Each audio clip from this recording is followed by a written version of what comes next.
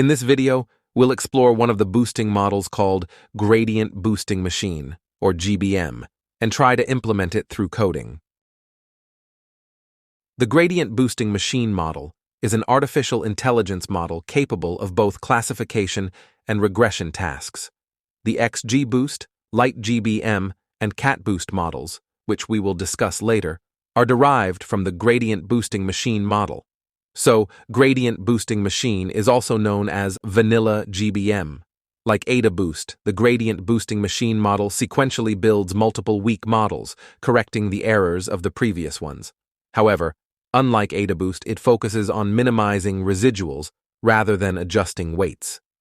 Here, residuals refer to the differences between actual values and predicted values, and the Gradient Boosting Machine model constructs predictive models that minimize these residuals. Now, let's delve into why it's called Gradient Boosting Machine, as the name suggests. In Gradient Boosting Machine, the term gradient is related to the concept of the loss function. The loss function measures the difference between predicted values and actual values, typically represented as the sum of squared differences. When we differentiate the loss function with respect to the predicted values, p, it becomes minus y minus p. Essentially, differentiation represents the slope, or gradient, and here y minus p represents the residual. Consequently, the residual signifies the negative gradient, and minimizing the residual means finding the point where the slope, or gradient, equals 0. Gradient Boosting Machine repeatedly builds weak models, usually decision trees, and optimizes them to minimize the residuals. Throughout this process, it seeks the point where the differentiation of the loss function, or the gradient, is minimized. Let's explore the operating principle of Gradient Boosting Machine step by step. First, let's assume we have original data represented by x and y. The first weak model makes predictions, let's call it P1, based on the original data and computes the residuals. These residuals are y minus P1, and they become the new I values for the second model. Based on these residuals, the second weak model then makes predictions, P2, and computes its own residuals. These new residuals can be expressed as y minus P1 minus P2. This process continues sequentially, with each model reducing the residuals further by subtracting p values from y values. Now let's take a closer look at how the Gradient Boosting Machine model operates using a specific example. We'll create a model to predict grades based on study time, school, and gender using Gradient Boosting Machine. First, the initial weak model uses the average grade, which is 71.2, as the initial prediction. The residuals are calculated by subtracting 71.2 from the actual grades, resulting in values such as 16.8, 4.8, minus 15.2, and so on. For the second weak model, let's classify grades based on the decision tree model, with gender being F, study time less than 30 hours, and not attending school A. Here are the residuals based on this classification.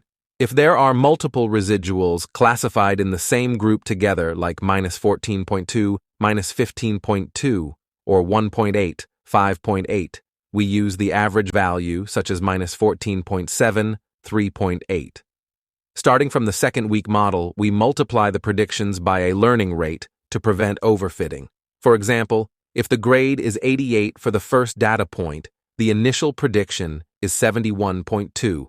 Multiplying this by the learning rate of 0.1 and adding the residual of 16.8 results in a new prediction of 72.88 for the second model. In the same manner, when we calculate with other data points, we obtain the second prediction, and by calculating the difference with the actual grades, we get the second residual. Then, using the third weak model, let's classify grades based on the same decision tree model with gender being F, study time less than 30 hours, and not attending school A. Here are the classified grades and corresponding residuals. If there are two residuals classified in the same group together, such as -12.7, -13.7, or 1.4, 5.4, we use the average value, such as -13.2 and 3.4. Then we multiply by the learning rate and add to the second prediction to obtain the third prediction. Here, the second prediction represents the sum of the first prediction and the product of the learning rate and the first residual. For example, for the first data point with a grade of 88, the second prediction is 72.188. Multiplying this by the learning rate of 0.1 and adding the residual of 15.1 results in a new prediction of 74.39 for the third model. By subtracting the third prediction of 74.39 from the actual grade of 88, we get a residual of 13.61. This shows that the first residual decreases continuously from 16.8 to 15.12 and 13.1. Graphically, the blue dots represent the actual values, the red line represents the predicted values, and the green line signifies the residuals, which are the differences between the actual and predicted values. Initially, we can observe that the red predicted values are significantly deviated, leading to large residuals. However, as the models iterate sequentially, by the 20th iteration, we can see that the residuals represented by the green line are closer to 0, indicating that the predicted values, red, are approaching the actual values, blue.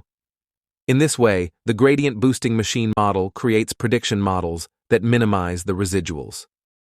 This slide displays the screen for coding the gradient boosting machine model.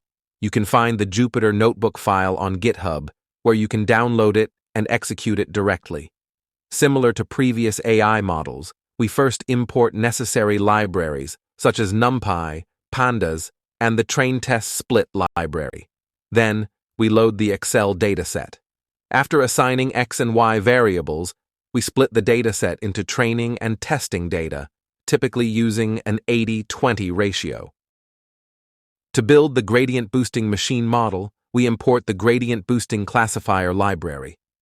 After importing the library, we define the gradient boosting classifier algorithm for training, specifying hyperparameters such as learning rate and N estimators. Next, we train the model using the X training and Y training data and evaluate its accuracy. The results show 100% accuracy on the training data and 96.7% accuracy on the testing data. Finally, we use a for loop to create a simple code to check whether the actual and predicted categories match. As shown on this slide, true is displayed when the actual and predicted values match, and false is displayed when they do not.